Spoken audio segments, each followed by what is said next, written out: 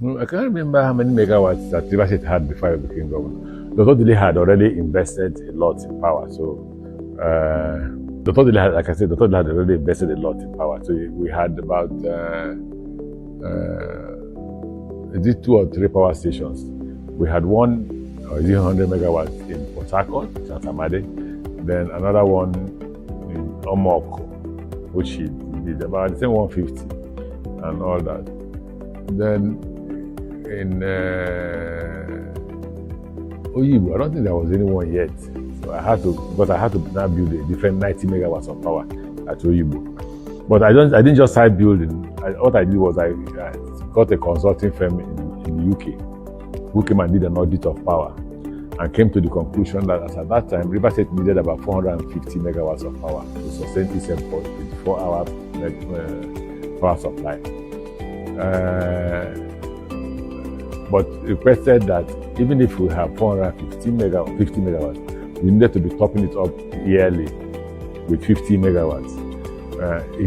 The argument of the consulting firm was that by the time there is regular power supply in River State, non-captive power will come in. Was that there are those who don't have business with national grid, so they are either generator or there are other sources of power with which they sustain themselves. Why they do that is because there is no regular power supply. So the consulting firm felt that the moment they see a regular power supply, they will hook up to it, and that means you must provide for them. So for the 4 years, we needed to do another 200 megawatts. Okay, so by the time we were leaving office, we had a total of 715 megawatts of power. And then, for Christ's sake, NEPA or PHN, you call them, could not, the national transmission line couldn't carry it. So you had a problem where you had excess power and you couldn't transmit. That was part of the problem. So luckily for us too, the Dr. had also tried to take us offline, and then we had our own transmission line, which we had to complete. He had started it, we completed it. Then, but that wasn't just the only problem. The most difficult and challenging problem was distribution. So we wrote to the federal government. Look, we can get River State to have 24-hour power supply because we have our own generating stations. But the problem we have is to convey that power to the different homes. So we wanted it to be taken out of the national grid and be allowed to do our own transmission and distribution. So I had a conversation with the former President Goodluck Jonathan, and he agreed with me. Then he asked me to write. Then I wrote, just asking for approval, and he declined. By then we had built about 28 substations.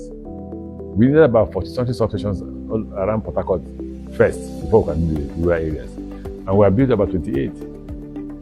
And then when he declined, we stopped. And that was disastrous. My ambition was that I shouldn't leave River State without having 24-hour power supply, which meant you had regular power supply. What that meant was that then industrial development, creation of employment, a lot of things that we had bargained that would have happened, and we had the money there to do it.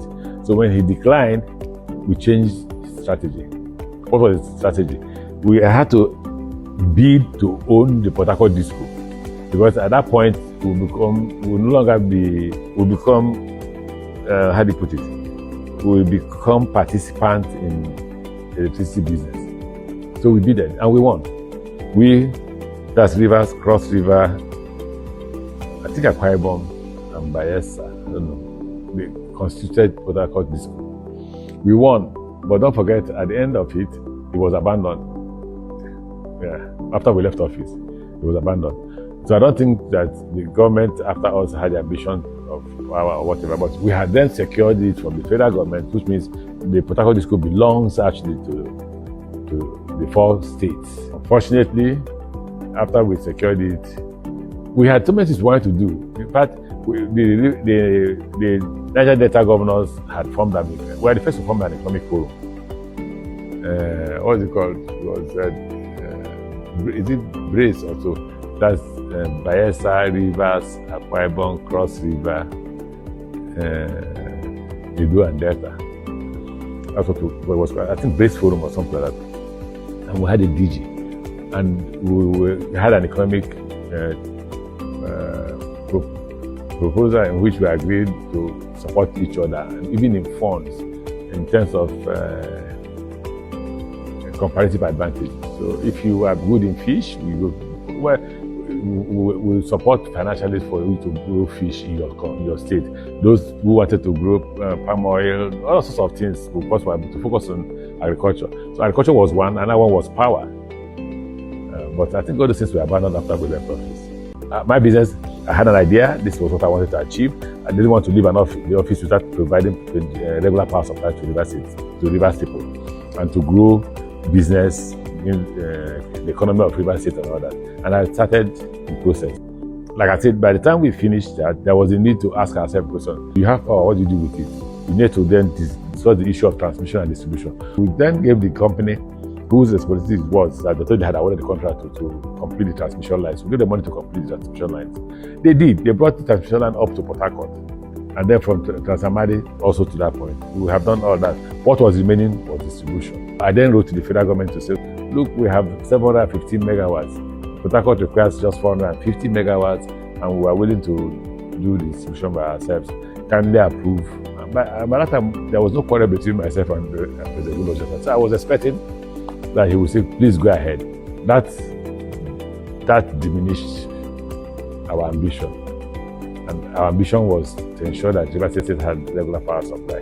We didn't achieve that, not because we didn't want to achieve that, not because we didn't have money to achieve that, but because the federal government refused.